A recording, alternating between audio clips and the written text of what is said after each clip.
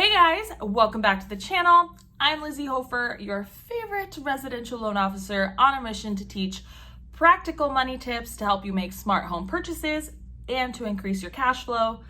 Today on the channel, I'm not doing a money tip or a Friday FAQ, which are two series, but I'm actually doing something a little bit special. This is a time of month when I go through all of my finances, I review the spending from the previous month, I make adjustments to the budget, I set new goals for investments, and I wanted to really take you behind the scenes of how I implement smart steps in my own life. This plan isn't an overnight plan. As with all really great things that happen, it does take time. We have to watch the compound effect take its course.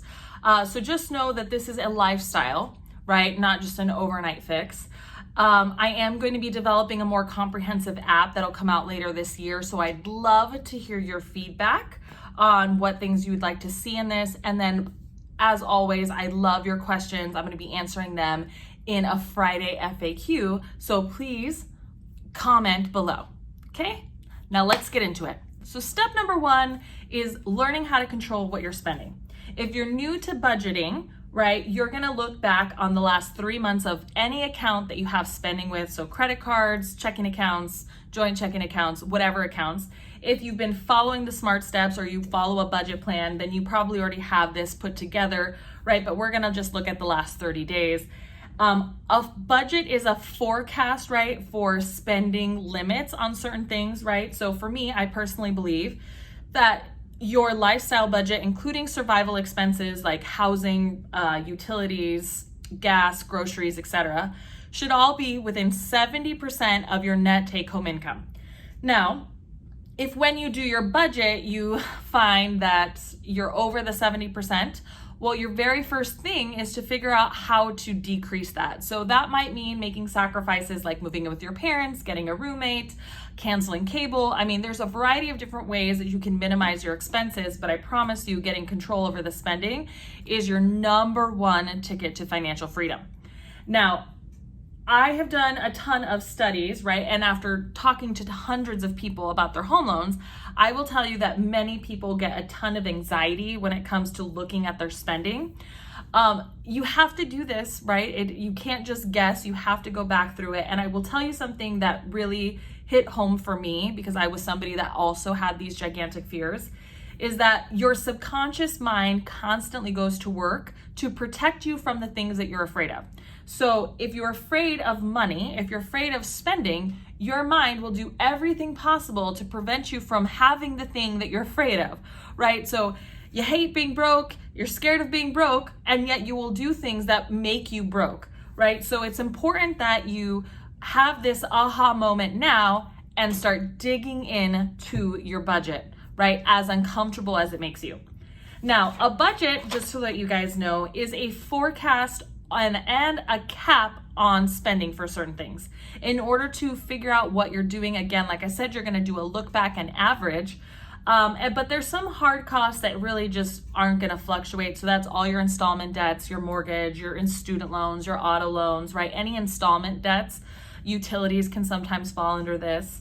And then you'll have lifestyle expenses for entertainment, for maybe home improvement, for future vacations, things of that nature, right? So just know that the Smart Steps budget kind of tries to incorporate all of that, but you may find categories that aren't on here. Just go ahead and write them in the other. And so this process typically takes me, depending on how crazy I've been, anywhere between 30 minutes to an hour.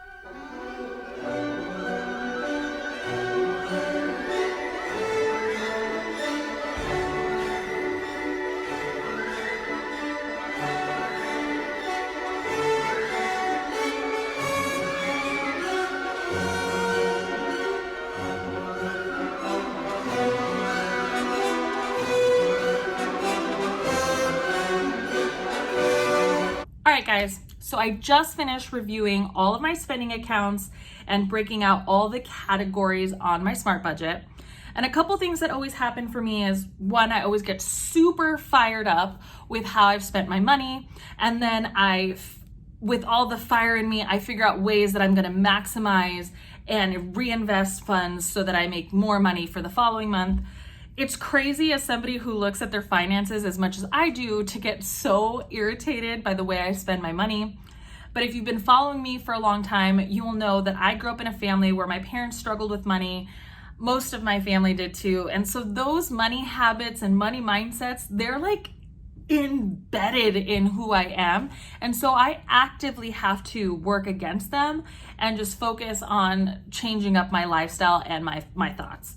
So a couple things. One of my biggest goals for the month of August was to reduce the amount of money that I spent eating out. And I will say that I'm so happy I decreased this number by 50%. I was so happy, but I actually ended up reallocating those funds to the Nordstrom anniversary sale. So not my finest moment. And I bought a bunch of beauty products and clothing that I didn't necessarily need. A couple of things that happen when I feel like I've overspent in a category. One, I try to give myself grace, especially because I live under my 70% lifestyle budget almost 100% of the time. And I still am under the 70% this month with this overspend. But two, I also give myself the opportunity to return things, right? You don't have to keep things that you've purchased. Sometimes I notice I'm a little click happy. And so I'm just gonna send some of those items back and just keep my favorite pieces. And three, I'm just gonna take this future budget, what I normally would allocate, I'm just gonna take that down to 0 for the following 3 months. One, because I know I don't need beauty products for the next 3 months. And two, I don't need to buy any clothing. Right? So that's just something that's going to happen, and it makes me feel so much better about my future spending. And it's one of the reasons why I'm happy that I get fired up. I think that if I was just like laissez-faire about the whole thing, I'd probably spend even more. So those are going to be my big goals. I also find that I don't understand what I do, but I just sign up for every month trial, like those free trials. And so I consistently have to go through this budget and cancel them. When I will learn, I will have no idea, but it is something that I see that I do all of the time. I am happy to say though, I lived well under my 70% budget, and so I'm really excited about that. For me, spending is the foundation of everything. And I know that there are people who are like, no, love is the foundation of everything. But I will say that spending and money has more of an impact and ruins more marriages, more family households, family dynamics than anything else I can think of. So being a master of how you spend your money is, I think, one of the most important things you can stay on top of. Having said that though, I will say that even when you're the best steward of money, there's only so much you can control before you have to really start looking at how much money you're bringing in. And I think that once you've nailed this budget down, you really have to look at ways that you can bring in more money.